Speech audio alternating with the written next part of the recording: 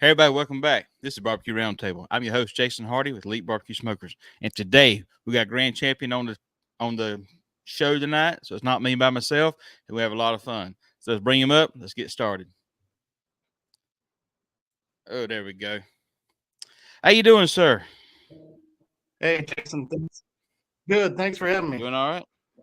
Hey, man. Pleasure's all mine. Turn my phone on Yeah, vibrate so everything's maybe going great. be quiet. I've been on cloud nine Try to see it. since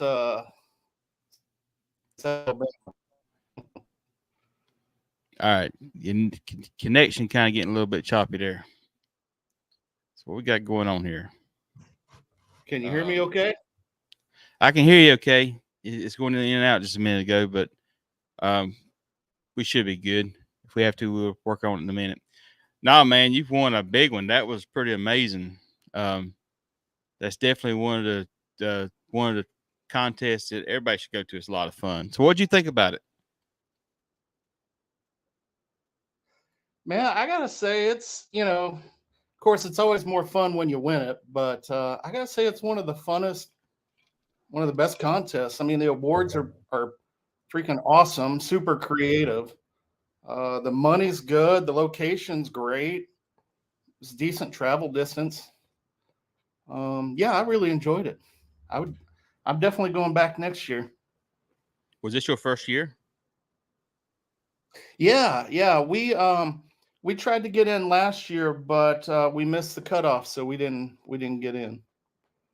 But I always heard good things about it, and we had a contest that was about 30 minutes from the house, and we were gonna do that one, but the money was just so good at Pusaqu. We were like, let's just do it. Let's go. We probably won't have a chance to win it, but at least we'll be in the in the running. And it turns out it was a great decision because obviously we won. But Oh, you got some good calls and you won. So I mean, it was definitely a financially smart move for you to go to that contest. yeah, it really was. And honestly, when we were getting calls, I was like, of course, I was happy that we were getting calls, but I was like, man, we were so close to getting one of those cool trophies, but we weren't quite there. And and then we ended up getting the biggest one at the end. So it all kind of worked out. It was kind of cool. So No, man, that was absolutely amazing. I was seeing a video today. Somebody was taping you behind you, of and kind of when they were watching you get the reaction of winning the contest, and I'm like, man, that's just an awesome feeling. And like you said, that contest there has got some amazing, cool trophies. But I'm gonna give a yeah, shout out to Pusaqu, Christy, and all them people that are there. I'm telling you right now, that is probably as far as the cooks teams and stuff here, they treat you like gold. I mean, they treat you absolutely amazing yeah, as far as you get there. From when you pull in till you leave, they yeah, treat you amazing. yeah. So They did a fantastic job. I mean, everything from the dinner the night before to just how you could text on the app that you needed ice and it just showed up. It was pretty cool. yeah, I mean, they definitely they rolled out the red carpet for the teams, and they had a great contest. Um, the bands and stuff they had going on was pretty good bands and stuff, and it was just a lot of fun to do that. Um, but now Yeah. you've been cooking hard this year. This ain't your first contest this year. You've been cooking pretty hard this year. Yeah, I think we're right at around 30 competitions so far. We did our big, national tour that we do pretty much every year now, um, which it's super fun. It's kind of cool. You get to see different places, get to compete in different areas, and there's a lot of different, regions. Even people talk a lot about, do you cook different in different regions? And my answer to that is, yeah, a little bit. For the most part, we cook the same, but there's some minor changes we make. Um, So but tell us about this it's cool tour you because do. yeah. So tell us Okay, about the so tour normally you what talking about. happens? Okay, yeah. So in Arkansas, it gets kind of hot during the summer, so all the competitions just there aren't any. And so what we do is we kind of get ahead of the heat, and we head out the East Coast, and we'll end up, out to Tennessee, Virginia, and kind of just bring the heat with us, And as we go up, we'll go up to Pennsylvania, and then we go over to Michigan, and then it's nice and cool, and then we went to Montana and Wyoming, and we pretty much just stayed cool the whole summer, And then we kind of come back to Arkansas right as it cools off, and that's when the Arkansas area comps sort of start. So we definitely plan it that way, Well, I mean, that's pretty cool. So you put in a message, kind of notes you had in the contest that you had done 27 different states. Oh yeah. We've done it all the way from Rhode Island to Utah. So there's not many states. I mean, obviously we've never been to Alaska or Hawaii, but there was that one Hawaii comp that I was trying to talk Curtis into going. But I think it was only like ribs and chicken or something. So, but we were eyeballing it. We wanted to do it. Yeah, I seen that too. I was trying to talk Michelle into it, but I was trying to figure out how we can get cooking equipment and all this other stuff. But yeah, right. That would have been fun to go do. But I mean, I probably would have finished dead last because I'd probably be doing everything but cooking barbecue in Hawaii. But that'd be cool. Right? Cool. So Jeff keeps talking about some crab. So what's going on with this National Crab Eating? Oh, National Crab Eating. I grew up with a family that loved to eat crab legs. It's just sort of in my blood. I know how to go and do the whole everything, and I think Jeff actually sat in the splash zone once when I was eating crab legs. So he was thoroughly impressed with my ability to eat them. Lord have mercy. That's pretty cool. Hey, real quick, a couple things here. Everybody going to the Jack Daniels this weekend, congratulations. Go have a good time. Enjoy it. It's an amazing weekend. But I just want to tell everybody out there, we're rooting for all of you. Hope you have a good time with that. Take a lot of pictures. Tell some good stories. But go in and have a good time with that. So I want to tell everybody that to start with. The other thing is, if you're watching us here, like and share it. Facebook, YouTube, whatever. Share this out there. And you can go back and watch the show later on, or old shows on YouTube later on. Go to the YouTube music. Look up the Barbecue Roundtable. You can check it out that way. So just kind of a little sales pitch in the middle of it. Yeah, it's good to see y'all out there. So I want to kind of do a little twist, since he kind of the YouTube right here. You have a pretty good presence, some really good photos of stuff I've seen. I think I've seen you at Galax, and I was mentioning to you at Galax that you really do some top quality food pictures on Instagram and stuff here, and have some really good products with that. And you've been doing that for a little while, and it's really top notch. So tell us a little bit of how you got into that. Yeah. Well, just cooking in general, or just like the barbecue stuff? Well, I was telling you when I seen you at Galax, we were sitting at the mentioned restaurant, and I was telling you then, I'm like, man, I'm just very impressed with just the quality of your pictures and recipes that you put on Instagram. I remember know that. You remember that now? But you really do a good job of that. I was kind of 3 sheets into the wind on that contest, or whatever. I was, but it was really pretty hammered.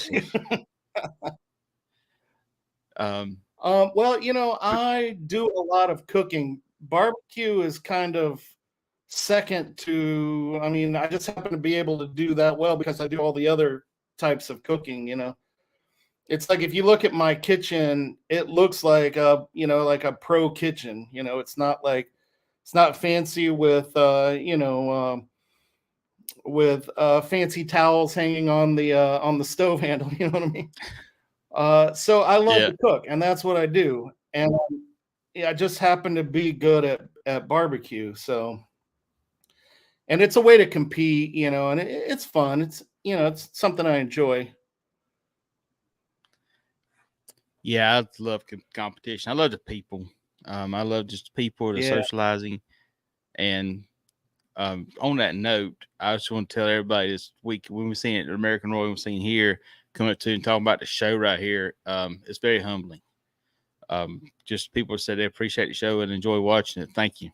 I appreciate that so much. We had a good time with that, and I love doing this. I love interacting and talking barbecue. I mean, hey, that's a passion we got. So kind of let's back up a minute here. So kind of when you growing up or whatever, how did you kind of get into cooking, like you said, or get into barbecue? Kind of what was the passion route to get to that point? Well, I grew up in Arkansas, the South, and I had one of those old fashioned mamas that cooked everything, spent 12 hours a day in the kitchen. And I was always around her a lot because my mom would drop me off, as like free babysitting. But I would always see her cooking, and I really enjoyed helping out and doing a lot of cooking and stuff. And that's kind of where I got my inspiration from. But barbecue is a whole different story. That's actually kind of interesting. Not a lot of people know this, but I was a vegetarian for 16 years, and I started having a lot of health problems. And I was real anemic. And my doctor told me, if you start eating meat, a lot of these problems will go away. And so I thought about it, and I thought, well, if I'm going to start, I'm going to learn to do it proper. I'm going to learn to cook the best steak I can cook, the best, any kind of meat. I wanted to treat it with like a reverence, and a certain amount of skill. And that made me feel better about it, like on a moral level or whatever. And that's kind of where it started. Was I just started trying to be really good at it, and the more I did it, the better I got. And now, trying to win money for it. So, but that was a long time ago, so it's been a long road, but that's how I got into barbecue, and that's why I'm here now. So That's a pretty unique story, just like you said, going from the different stuff to get to that. I've never heard that approach before. But that's really a good approach. But like you said, you got the passion for cooking with your grandmother and stuff. yeah, So that's really pretty awesome. I think that's a lot of us got the passion. I've said on the show before. Mine was at the hunting club. All of us get together after hunting, right. and cook a meal, and everybody just socialize that way. And that's where I just love the socializing part of it. Uh, at this past weekend, somebody was like, "Well, he's just a social butterfly," because I was just going around there talking to different people. But I love Right. I love that part of it. If it wasn't for the Yeah. people, I wouldn't mess with this game. People's amazing. Yeah, So yeah, I go agree. ahead. No, when I kind of got started right before I did my first competition, my buddy had a swimming pool and I had a smoker. So we were like this match made in heaven. And every weekend we would like smoking food, and everybody be swimming in the pool, and we just had this like really good time. And of course, all your friends and stuff tell you it's the best barbecue they ever had. When I look back at the stuff we were cooking, it's so embarrassing because it was so bad. And but we thought it was great, and that's all that mattered. And it was that group of friends that we did our first competition. Had no clue what it was about. It was so much work. I almost died that weekend, not just from the drinking, but just because it was so difficult. But we went there, and I think Big Mo Kason came to that contest. He just went in there and like swept the whole thing. He like showed up late, took all the awards, and was out before everybody even realized what happened. And so we got our we were so disappointed we didn't get a call. And we got our sheets, and the guy next to us, I was like, "How do you read these?" He was Yeah. like, "Wow, you finished middle of the pack on your first contest." And I was like, "Well, yeah, I mean, we didn't win anything." He was like, "No, no, you don't understand what a feat that is and how hard that is to do." Um, so we kind of were like, "Oh, maybe we're not terrible at this." I don't know. We thought since we didn't get a call, we were just awful at it. Yeah. But then I ended up moving to Pennsylvania, and that's where I met Josh. And Josh and I, we're like, he was telling me how good a barbecue he cooks. I'm like, dude, you have no idea what kind of barbecue I've been cooking. And so we kind of, ribbed each other a little bit on it. And we decided, like, hey, Josh was kind of, let's do a competition. I was like, man, it's so much work. You have no idea how much work that is. And so we ended up recruiting this other guy, Tim. Tim didn't last very long. I think he had enough of me and Josh pretty quick. But Josh and I kept after in our first contest. We didn't do great. We were near the bottom. The second contest, we did a little better, and we just kind of, got a little better each time. But back then there weren't, like classes or anything hardly online. So we just, each contest, we figured out a little bit more, and we're like, okay, so they didn't like the tenderness. I mean, like, we really focused on those numbers. Now I'm like, oh, judges are stupid, but we really focused on the numbers back then. We kept getting better and better, and that's how we did it. And I don't know, some of the best cooking I've ever done was, me and Josh out on the East Coast. So. And you put in the notes here, I think you said you started in 2015 when y'all really started doing competition barbecue.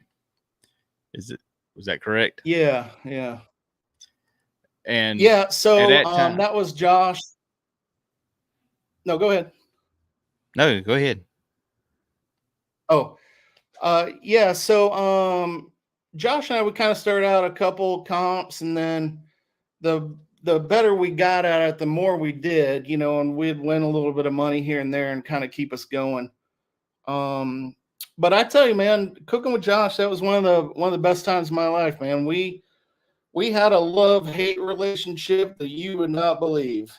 When we were cooking and we were like on point, we had a level of communication that you don't achieve with many people in your life, Like I could be cooking and I would be like, "Oh no."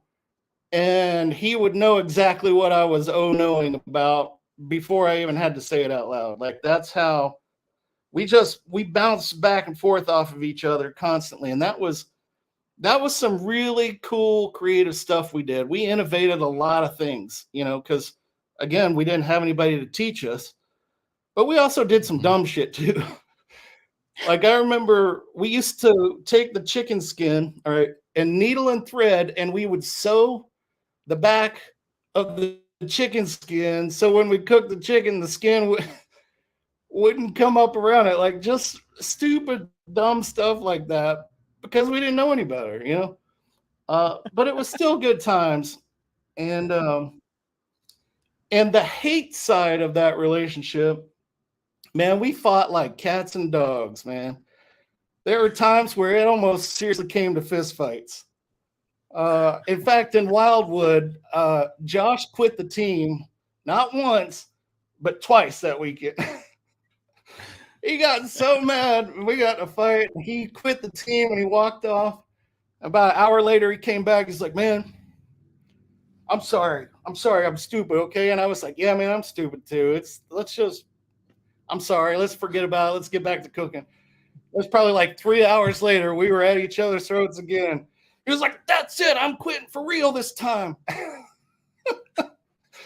And he left, and I was like, "Come on, man, just stop. Come back. I'm sorry." And that was just kind of the things we did. That was fun. Of course, we, alcohol fueled a lot of that because we sort of had a reputation of a team that drank a lot, like a lot.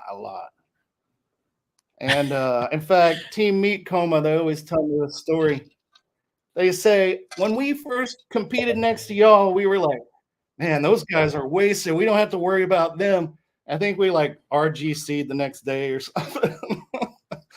And Amy was like, that was really impressive that y'all are able to drink that much and still hold it together, you know. Of course, you know, now I'm older, I don't really do that anymore. Those were some good times, you know. We did some hard cooking. Proud of those days, you know. That's a good point. We kind of talking about though is I know drinking. I know a lot of people take this very seriously, and I'm one of the people that take it seriously, not very seriously, but I take it seriously. But I have found out that if I can just chill out and relax, and there's some people here who's gonna laugh when they hear me say this, I'll do better. If I can just calm down and just relax.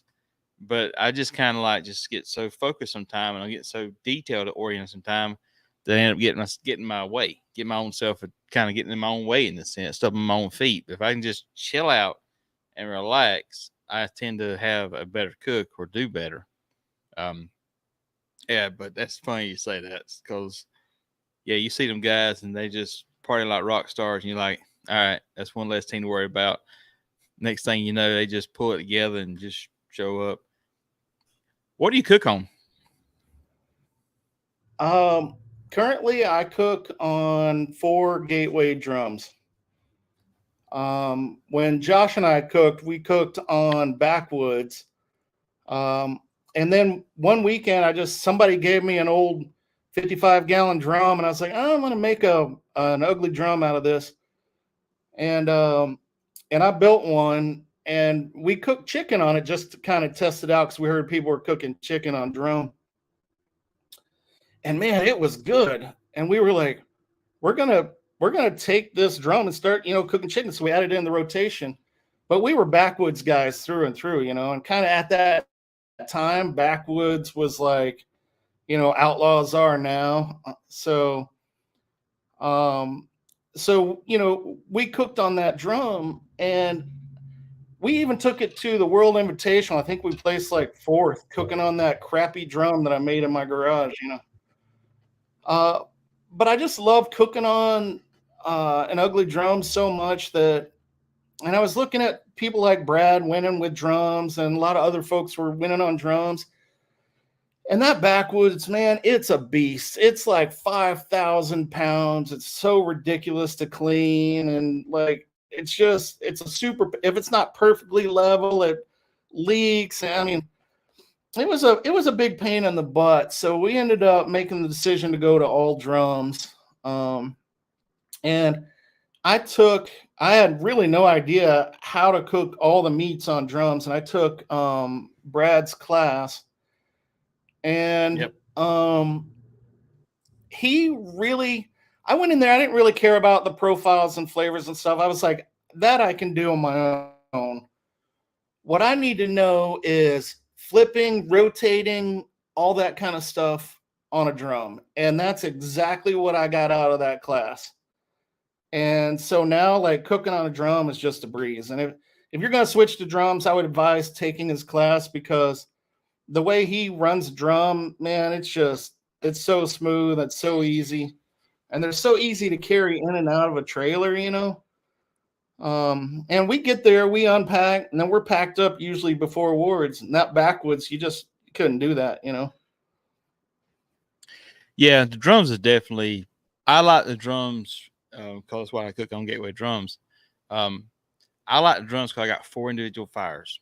If I feel like my brisket needs to bump my brisket up or whatever, I can open it up, or ribs or chicken, whatever else. I got so much I can do with it because that part I really like about the drums. They're not hard to clean. They're very reactive. They're reactive, but I will say this: they're beer reactive. So my comment on that is make adjustment, go drink some beer, then come back and look at it. If you sit there and stare at that thing, it'll drive you insane. Yeah, it's like a watch pot. You don't want to do that.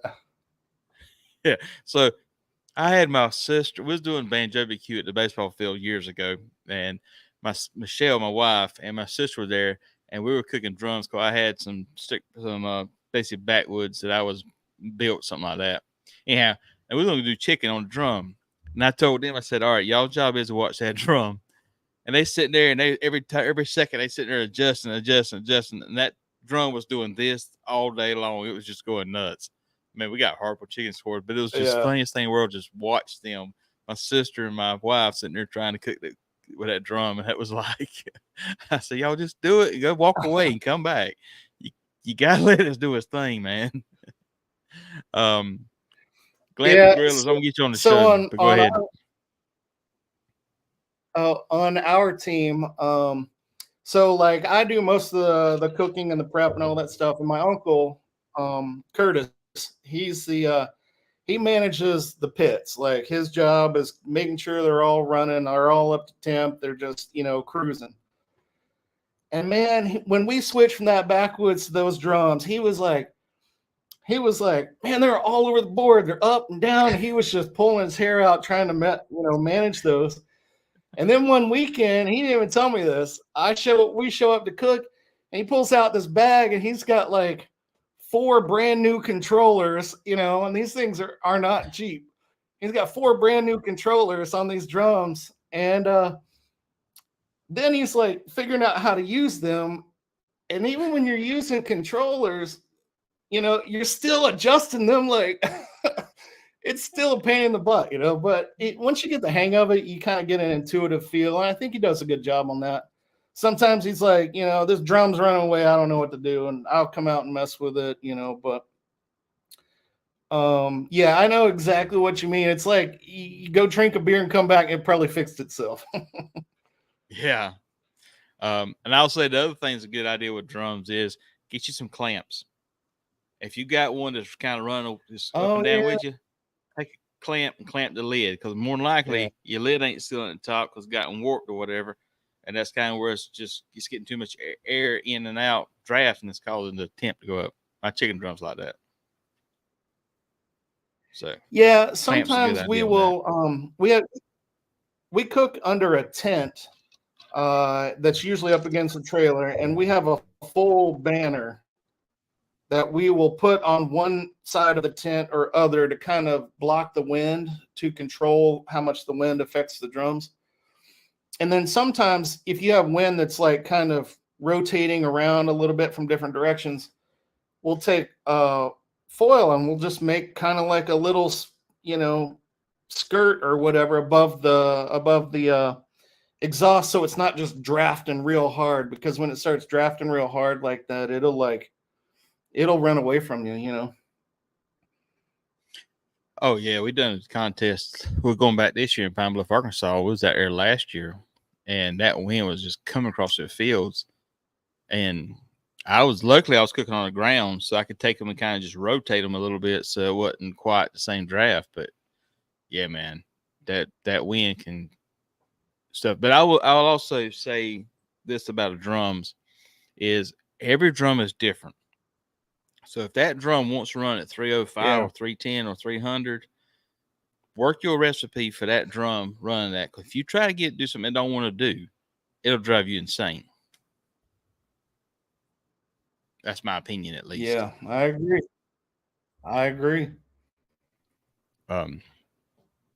Welding blankets extreme. Yeah, I bet you that would work good. Welding blankets here. Buddy, I'm trying my best to figure out what this. You may have to reword this one. Jason, you had the line or the weekend at the Royal. I was at the Royal, but I don't know kind of what it is. But now I also noticed that you have a YouTube channel. And somebody was posting earlier about that. Yeah, I do. It kind of birthed during COVID. I was basically out of work, and I was in Philadelphia, which we were basically locked down in our houses. We couldn't even really leave except to go to the grocery store. And they were like, if you didn't have a pass to be out of your house, you got in trouble. So I was stuck at home for weeks. And so I was more or less just looking for something to do. So I just kind of started shooting some videos, and really I love doing it. I really enjoyed it. But then once competition, kind of started again, I lost sight of doing videos because honestly, I'm on the road, so many months out of the year and so many weeks, and it's just I don't really have time to do it anymore. And it's a shame because it's something I enjoyed, and I was getting real close to being monetized for it, but I don't know. I think maybe this winter I might revisit it. And just like I said, it was fun. It was something to do. Yeah, so we got a YouTube channel too, and we've been posting. I hadn't posted anything lately because we just got into the late September, October, just mad dash with competitions. It's just back to back to back to back. But we enjoy doing them videos. It's really interesting. And I'll say this about making YouTube videos: if you want to come there and perfect cooking and get really detail oriented and start kind of really being a perfectionist in that, make a video. Because while you're trying to explain it and while you're trying to tell somebody else what's going on, your whole head's just going through the motions. Like when you're teaching, you're gonna learn it better. I know it sounds insane, but it's true. Yeah. No, you're right. You're really right. And you gotta man, it's so hard to juggle. It's hard enough to cook a really great dish, but then setting up cameras and filming and doing all that stuff and thinking about, okay, I need a scene for this and a scene for that. Man, it can be overwhelming, I have a lot of respect for people who do it. Yeah, I mean, it's especially with me. I'm basically Michelle helps me some, but it's kind of like one person. Then you got all the shorts and all that stuff into it. It just can be overwhelming. But I will say that I like RecTex, and we do a lot of stuff with RecTex smokers. They do the videos, but they do them live, and it's just raw live videos. Yeah. So that I've seen. I haven't done that. You've seen them? I haven't done those, but I think that'd be kind of cool just to do just some whatever day, just kind of live videos and just see what happens. It could either be a success or a fail, but I think it'd be kind of fun. I think kind of like on Twitch. On what now? I'm sorry. Cut you off. Say it again. It's like a live streaming service. Twitch is a live streaming service, and I think there are like some cooking shows on there. It'd be kind of cool to do that, Yeah, I mean, just no editing, just live, and just kind of see what happens. I think that'd be kind of neat to get involved with that. We're actually talking about doing something like that, and when we're going to do something like that in the future, we haven't really put the whole thing together. He just invites some other barbecue teams just to come out here and let's cook something and just do it live. I think that'd be kind of cool just to expand it. Yeah, the whole thing. Yeah, the drinking, the cussing, the whole bit, all of it live. That would be... After the first 90 seconds. None of that until after 90 seconds. Then it's free for all. That means YouTube guidelines. After that, it's whatever happens. But it is kind of cool. So your team name, Piggin Whiskey, awesome name, love it. Okay. I think it's really cool name. So how'd y'all get that name? All right, so I used to live in Fayetteville, which is very close to. I mean, that's where the University of Arkansas is. So I lived basically in walking distance to the U of A. And that's also. I mean, I went to college there and graduated, and I didn't move far away. Is what happened. But we used to do a lot of tailgating. We'd go to Razorback games. So we created a tailgating team called the Whiskey Pigs because we cooked pigs and drank whiskey. I mean, it's pretty simple. But when Josh and I were looking for a team name, Whiskey Pigs wasn't available. So I guess there was already a team called that. So I basically just jotted down like 10 variations of Whiskey Pig. And I, showed it to Josh and Tim, and I was like, which one do y'all like the best? And we all kind of agreed that Piggin Whiskey was the best one. So that's what we went with. That's pretty cool. So there seems to be also a Fayetteville, home of the Thunder Valley Speedway too. Um, this is It Kent, is. Iowa You can Smoker hear it TV. every Saturday night. You can hear it. Kent's another guy. YouTube's got a YouTube channel, does some really cool stuff here. He was kind of come out and hung out with me some at the Royal, and I tried to talk him into come out and hang out at Pine Bluff because it was kind of fun. I really enjoy kind of people cooking with me in a sense, judges, whoever else. What's your thoughts on something like that? Something when we kind of when Josh and I were cooking together, Josh would be like, "Oh, I invited so and so to come cook with us weekend. Come cook with us this weekend." And I'm like, "What? Why? They're gonna find out everything we do because we kept all our secrets real close to the chest because we had to figure them out on our own. It wasn't somebody else's secret. We didn't mind giving away." And I would always get irked about it, but then they would show up and cook with us and we'd have a great time. And, after a while, I realized it's not that big of a deal. And it's like, if you see what I'm using, so what? Everybody else is using the same stuff. It's like, I don't really fret over that anymore. If anybody wants to come cook with me, come cook with me. I don't care. You're buying the whiskey though. And I think that kind of, with me, it gives me somebody to bounce ideas off of. I get somebody with a new perspective. Somebody hasn't seen what I'm doing or whatever I've got going on. I kind of appreciate it, especially judges. I love to get their feedback on there. But at the same time, at the end of the day, I'll put what I want to put in that box. If I don't agree with you, it may be wrong, but I'm still gonna put what I want to put in the box. But just getting people to come there and just be part of it kind of helps. Also helps them to kind of get the confidence to go out there and compete in barbecue. Because we need more people competing, so we can get more contests.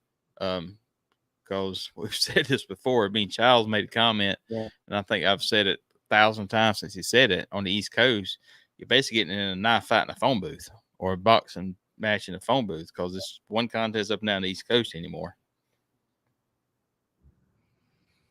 Yeah, no, it's tough out there, man. It's like it's real cutthroat. Like a lot of times down south, you got 4 or 5 different contests to go to. Out on the East Coast, everybody's going to the same contest, Yeah. So you don't have a lot of chances to kind of move around. You have to go head to head with the big dogs on the East Coast.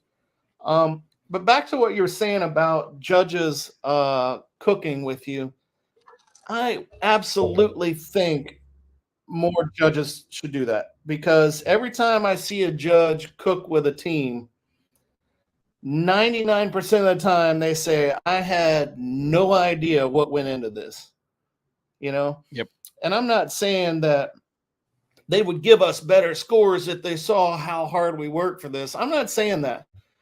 I just think that, like a lot of competitors, we take judging classes to know what the judges look for because that helps us understand the product. Now, if judges took that class with a team, they would also gain a better understanding of the product. And I think it would eliminate a lot of tension that goes on between judges and teams. If you ask me, I would require judging, all new judges to cook with a new team if I had a say in it, or all new judges have to cook with a team at least once.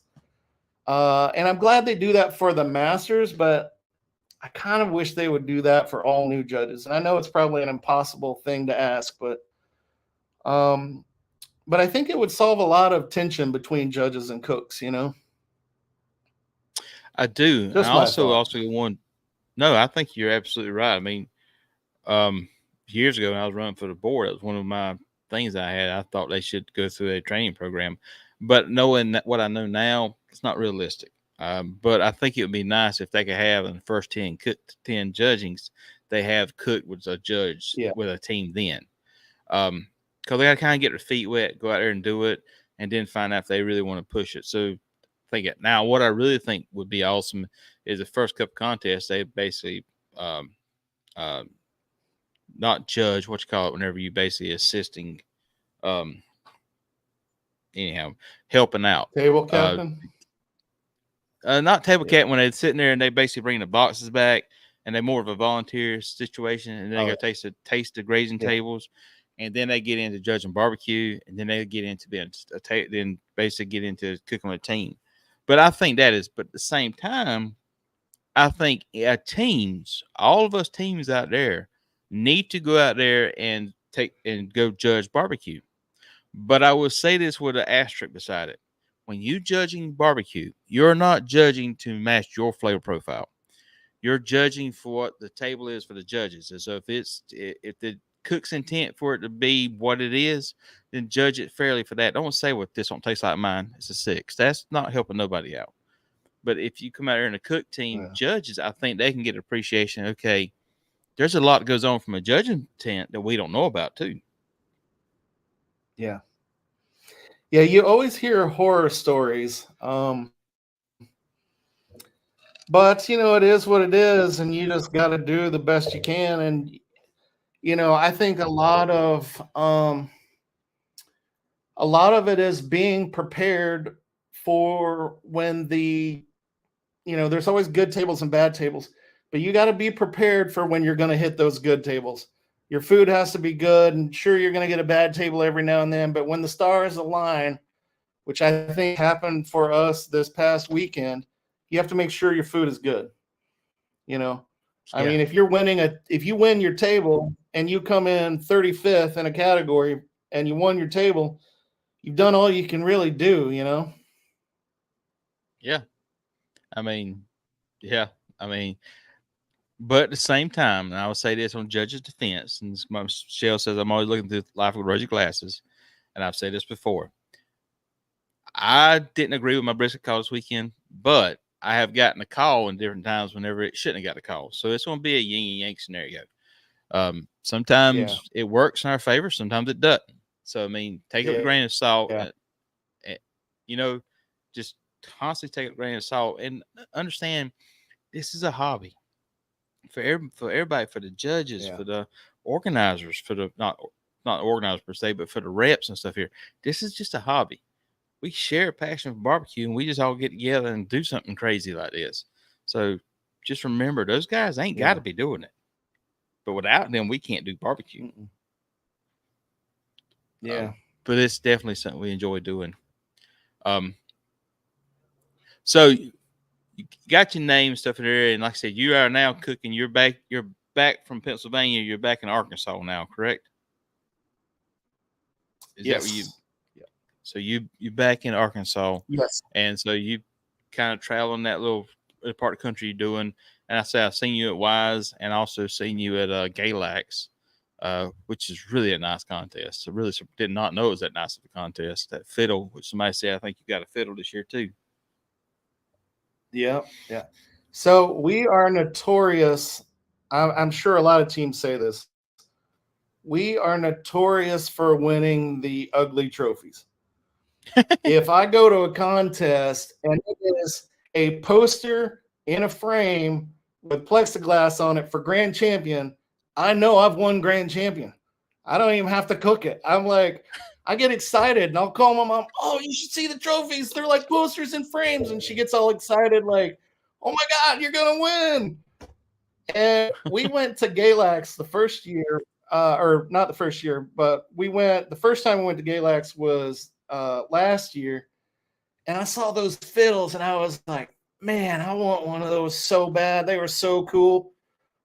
Which I don't know, you can kind of see it right here. Yep. Well, we didn't win one that year, and I was so disappointed because we still top 10, and I was like, we were so close, but that's not what we do. We don't win cool trophies. And we went back this year, and I was gunning hard. I was like, I want one of those fiddles so damn bad. And we won one, and I was like, that's just weird, like that never happens. So going into Pusacue, I was like, we don't stand a chance. Because I was like, all of those trophies are so stinking cool. We're not going to win anything. And then when we were getting calls, we were like, 7th and 8th and all that. And everybody was getting all those cool trophies. And I was like, damn, I want one of those so bad. Of course, we ended up winning the big one, which my uncle has laid claim to have in his house. And I'm fine with that. But damn it, I'm going to go back and win another one. I really wanted the first place pork trophy. Did you see that one? That sucker was cool. Hey, man, I wanted the first place brisket trophy. That one was really cool. I love the brisket one. That was, but hey, congrats on the rib call, by the way. Yeah, I got the cool trophy right here. So every year I've been there, I've got a trophy. I just can't get all 4 together. This here from last year was a chicken. This one from this year, this past weekend is a pork. I got one from somewhere else was a pork. First year they had it. I just got to get them all 4 to come together. So it's crazy. Man, I tell you what, pork is just. That's the trick. Go ahead. That's the trick is getting them to come together. And it's getting them to come together is so difficult. But what I'm good at doing is getting 8th place across the board. I'm not good at winning the category or coming in 2nd or 3rd, but damn it, I can get 8th in all 4 categories. And if that's enough to win, then that's how we do it, And sometimes you just got to realize, hey, I'm not a first place category team. I'm just like gonna do solid turn-ins, solid entries, and get across the board, and hopefully it's enough to win. But when you see those contests that people have like a 1st, a 3rd, and a 4th, and like another 3rd, and then they come in like 6th, It's like those are the kind of contests I usually end up at. Yeah, pork's been our nemesis this year. Brisket's been consistent. I think the flavors changed a little bit throughout the year. I think it's changed kind of scores went down a little bit, consistency. But pork is one just been all over the board lately for us. I don't know exactly why yet. Man, it's a roller coaster for me. It's like chicken will fall off and I don't understand why, and I'll focus on it and just really focus on it and I'll bring it back up, but as soon as I do, something else has dropped off. And it's like I just trade one for the other, and it's really hard to keep it consistent. You just hope when you do bring that one up, the other one doesn't fall off as much, as the one you brought up. So it's a juggling act. I feel like it's a constant juggle trying to keep them all up. And like you said, different trends come about and you kind of follow those trends, or you just try to buckle down and keep it as consistent as you can across the board. And that's, to me, that's how I win contests, is trying to do that. I know I'm not going to be the best rib cook. I'm not going to be I will never be team of the year in ribs, never be team of the year in pork, none of that. But I'll probably be in top 20 in all of them, But that's just how it is. And, we get lucky every now and then by. Oh my gosh. I did call the win. I called the win. I went up to Charles at Pusaq and I said, "What do you think, Charles? How about we 1-2 this sumbitch?" And he goes, "All right, let's do it."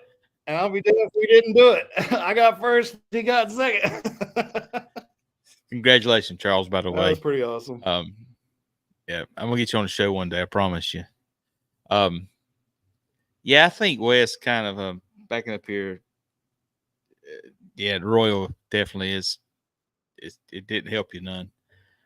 But I think the brisket, I think it's kind of going away from the sweet sauce. I think that's kind of from what kind of conversation I've had and talking. I think it's kind of going away from that, in my opinion. Okay, so something I've noticed is, in our whole big circuit, all the way out East Coast, all the way up north and out west, the protein that probably I adjust the most is definitely brisket. I mean, it is from one side of the country to the other, it's two completely different turn-ins. Like when you're in Michigan, you dunk that sucker in the sauce, the whole slice. Boom, not just a little like coat on the back, you dunk the whole slice and you put it in a box. But when you go out like west, you'll find like Wyoming and stuff like that. They like a little more of a Texas style brisket. Um, and even down in Texas, you know, you can still turn in KCBS brisket at a KCBS competition, you know, in Texas, but you're probably going to want to ease up on the sauce. You know, you just really got to, and you know, a little more pepper. But those are all minor changes we make depending on where we're at. You know, I know when I go out the East Coast, I got to ease back on the pepper. That's one thing I always do, but it's celery salt. Yeah, celery salt doesn't. I've never seen it work out here. Damn judge out here can pick out celery salt if it's got any in it at all. But I think we kind of. I think the earlier in the year it was we put more sauces on the slices, but I think the scores are kind of dropping off. And when I've been talking to different guys, it's going with a less sweet sauce maybe, or taking the sauce out of it or thinning it down more. But that's kind of what we've heard. So we'll try this weekend. We may find out it's the total opposite, but we're gonna try it this weekend. Actually, last weekend in Pusaq, I had a really good brisket, and I was really happy with it. And I thought it was the best thing we turned in. It was our worst category. But I also thinned down the, you know, I usually paint the backside of the slice with sauce like everybody else does. But I really thinned it down thinking, okay, I want to take some of that sauciness out of it because, like you said, it's kind of the, you know, and it might have hurt me a little bit because, you know, we got like 21st, which, you know, I'm extremely grateful for that, you know, based on the final result, of course. But yeah, and it's those little things that you're not really sure of, and that just comes with cooking, you know. When you're like, oh man, this is hitting, you know, then you just run with it. And you know what's so sad about it is, me and Michelle was sitting there, we tasted this slice, we didn't put nothing on it, and we're like, this is absolutely perfect. But if I turn the slice in with nothing on it, it's perfect. But I always get comments, bland or it's dry. I'm like, yo, that's the way it's supposed to taste. But anyhow, it was just fun. We had a good time. But I will go back to saying this: top notch Pusaq. The contest and put together contest is amazing. Congratulations on GC in the contest. Glamping Grillers RGC'd it. Thank you. Awesome time out there. Give a shout out to Yes Deer out there in Lyons, Georgia. They're smoking sweetmeats. GC RGC out there. I mean, Yes Deer went to drums, and man, he has been fire.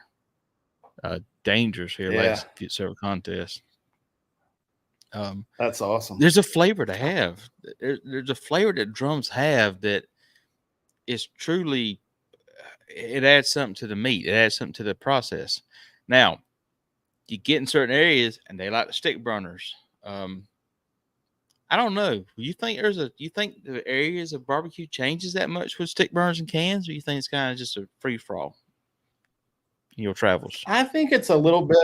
It's a little bit. I think, you know, with drums, you get that dripping of the meat on the coals. So you get that kind of a little bit of a grill flavor, you know. But I think, you know, like with Outlaws, you get that good, solid Texas style flavor, you know. And I think both of those have their merits, and they typically run neck and neck. You'll see it's pretty even. I of course don't have an Outlaw, so I don't know. I could be just blowing smoke. So no, I think that's Outlaws, Jambos. I think when people know how to, they're fun to cook on. I got a stick burner here I built. It's not either one of those, but it's the same concept. I built it. Love cooking on it. Absolutely love it. Sitting there, just throwing a little log on the fire and just relax and have a good time, you honestly, it doesn't take nothing to take place of that. However, it's a heavy son of a gun to pull up and down the road, hauling out of a trailer. It is insane. So from that perspective, I probably will never get back into that perspective. Now, hey, yeah, barbecue. They got a little patio mall. They winched that thing up in the back of the pickup truck, hook the trailer to it, and go. You know what I'm talking about? Hell yeah, barbecue. Yeah, I know. They are probably the most efficient barbecue team I've ever seen. Just their trailer, the whole setup, rolling it out. I am. Luke said that Royal, and I'm like, yeah, you're right. And them guys is like down to a T the way they got the thing lined up. But they're great people. I had a good time with them out there at the Royal too. So where were you set up at? Oh my God, I wish I was. Go ahead. Sorry. We were in that top. No, it's all right. We were up in that top lot, kind of right by the entrance. I mean, we weren't in there very far. We were in what I call Little Mississippi because we were next to Glamping and Piglytically Incorrect. And just like kind of all the Mississippi cooks were right there. No, but it was cool. Yeah. So I really enjoyed that contest. Hey, I was thinking, can I bring something up real quick? Something I've been working on. Go for it. Thomas Gerhardt from Mudville. Yeah. Of course you know him. You've had him on your show. Yep. He reached out to me a while back with this idea that he wanted to start a like a Mid-South region barbecue association, and which I thought was a fantastic idea because I think we kind of need something like that down here. And since he had been on the board at the California Barbecue Association, and he knew that I had been on the board of the Mid-Atlantic region Barbecue Association, that maybe we could kind of kick something off. And we've kind of been working on it. He's been doing the lion's share of the work, obviously. But we've got all the paperwork filed for, the nonprofit and everything. And we're really about to start a membership drive because we want to have a points chase for the 2024 season. So we're just about to launch. We've got the website. Is it all right if I don't know how to post in the chat. I don't know how to post in the chat. You should see it. You see post a comment on in the comment section? No. But anyway, it is MidSouthBBQAssociation.com. But if y'all could just go check that out, because we got some really cool plans, man. We want to do, like I said, a points chase and, different state cups. Right now, it's encompassing Tennessee, Louisiana, thank you, Mississippi, Kentucky, Alabama, and Arkansas. And there's a couple other states we were thinking about opening it up to. But, like Georgia and Florida, they kind of have their own thing. But we really want to get this off the ground. We need all the support we can get and any kind of help that anybody, it doesn't matter if you, want to just give us moral support. I mean, anything anybody wants to do to reach out and help with that. You can go to that website. You can reach out to me or Thomas. And we've kind of recruited a couple other people and formed this sort of interim board until we can, do a membership drive and then have board positions, an election for board positions. But anyway, I just really wanted to get this out there and get it plugged so people know that it's coming and are kind of ready for it. Yeah, it's good. It's a good opportunity. I think the associations inside of the KCBS and stuff, it definitely helps just from the friendships, interactions, and also helps have people kind of encouragement from come out and cook because they go for points and different things in smaller areas that they can really focus on. So definitely something to do that. The GBC we're part of, we've got that in Georgia, and there's some stuff coming up next year with the Mid South and different things. I think it's going to really kind of help spark the interest in there because we are passionate about barbecue and we want to grow. And the only way we can get it to grow is get more people cooking, more people judging, more contests for people to do. Because we said earlier tonight, if we can have enough teams where we can have 3 or 4 contests going in the southeast, I'm gonna say, where we can basically have enough teams to fill up 3 or 4 contests. Oh man, it'd be crazy just what all can happen.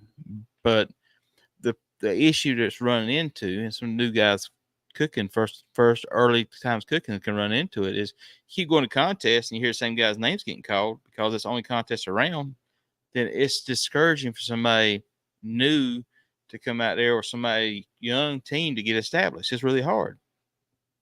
I will say, yeah, today it's not as hard as it used to be because of classes and YouTube and different things, but it's a process you got to learn. yeah.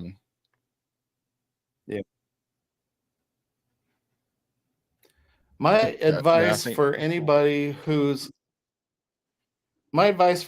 getting into it, obviously videos, classes, is what you hear most, like, oh, definitely take a class. Yeah, I mean, we get that. I think just call up a team, look on Facebook, find a team close to you and say, hey, I'm thinking about starting a barbecue team. Can I just come hang out for the weekend or, just whatever? Just do that and you get a taste of it, It can be overwhelming if you just jump in with both feet and go do it. But if somebody called me out of the blue and wanted to come hang out for the weekend just to see what it's like, then I'd be on board with that. I think most other teams would too, Oh yeah, man, I'd be happy for anybody to come and just cook and hang out. I will say it may take a few conversations to get to know who you are. But once I kind of know the personality, once I know that we'll mesh and it's going to be something that we can do, then yeah, man, I'll be cooking anything I got. I'll tell you what I'm doing. It doesn't matter. But I just enjoy cooking. Yeah. I just enjoy the hobby of it. I want to win. Don't get me wrong. I want to win the contest, but if I can help you do good, or whomever do good, next thing you know, y'all being competitive and competing, it makes me feel good. I enjoy it. Yeah. Yeah, it's a good feeling. Yeah. I think and I'm going to say this is made a comment here. It's expensive. Absolutely. But I also believe it's as expensive as you want to make it. Granted, a prime brisket is going to be hard to beat a Wagyu because when you make it can win. It can beat anybody out there. It's got to be perfect. And those Keck and Wagyus may have a little bit more of an error for a margin for error, but you don't have to go all into it. You can it's as expensive as you want to make this ball game.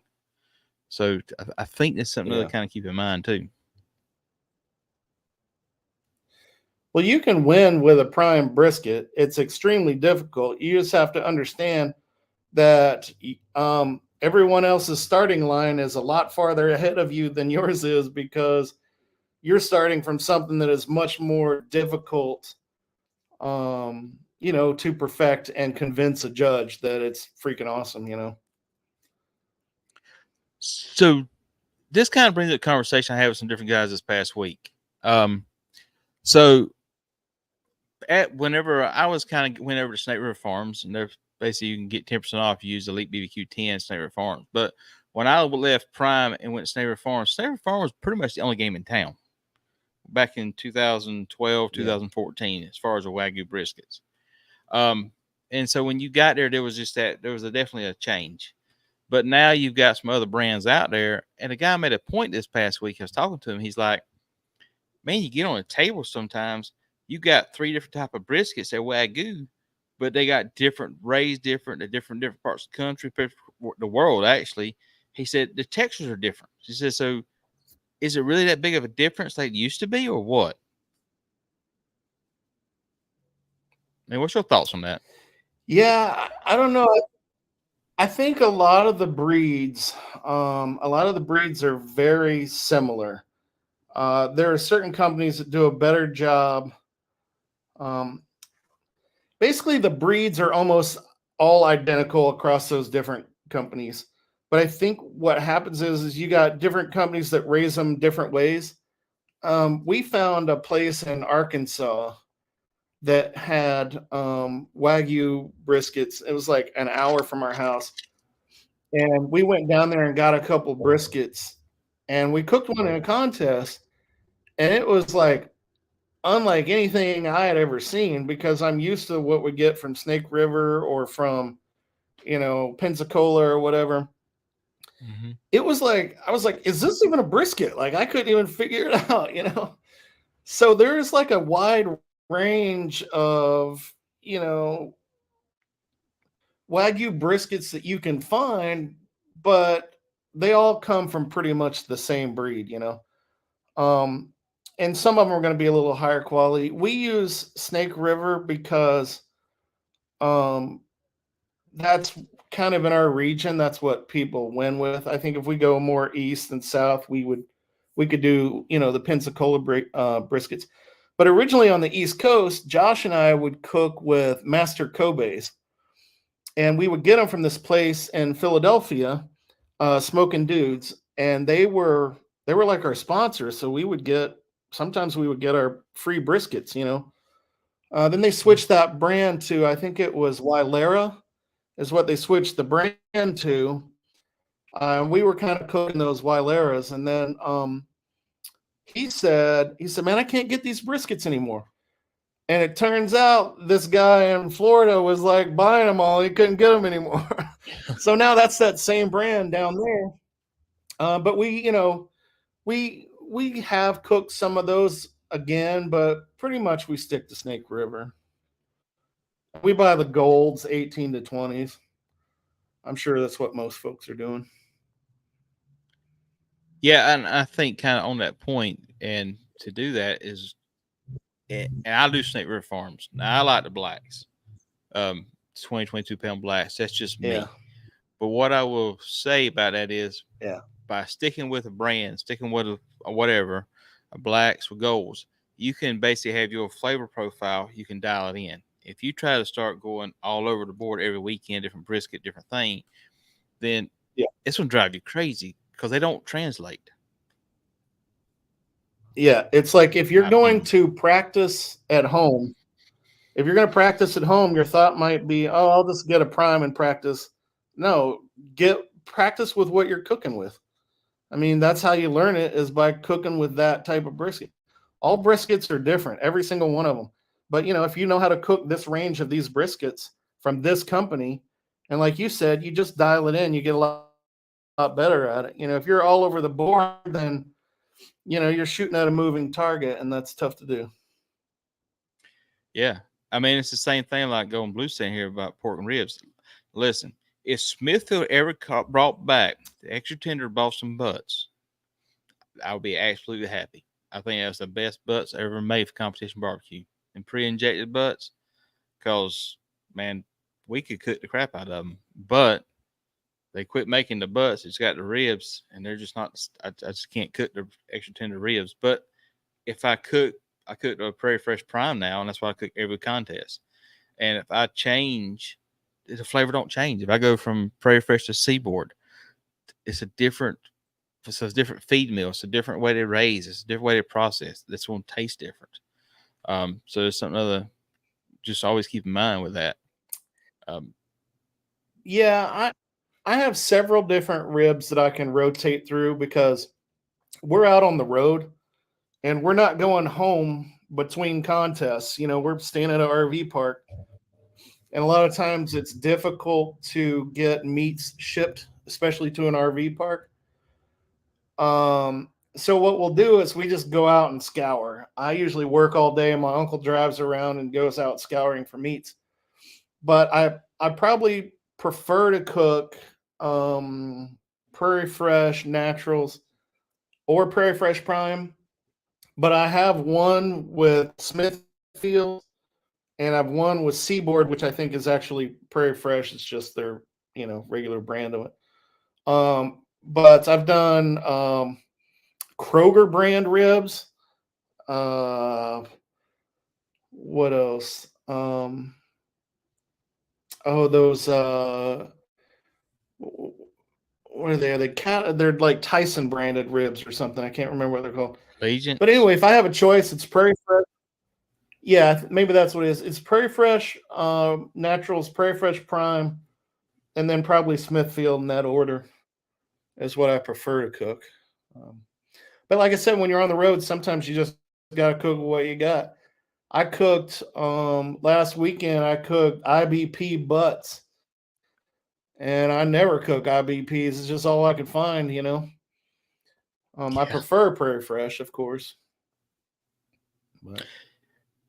Yeah, we've gotten our meat from Cordy Meats, but like I said, we usually come home and he delivered to the Royal, so we're able to use him as primes. But sometimes you got to do what you got to do. Yeah, Chairman Reserve. That's what it was. You're talking about Chairman Reserves. Oh yeah, Chairman Reserve. Yeah. Definitely hard to find, but good ribs. I've never seen around here. But again, Myrtle Beach, we don't have all the grocery stores that other people because we got transient population. But you got any sponsors needing to shout out to?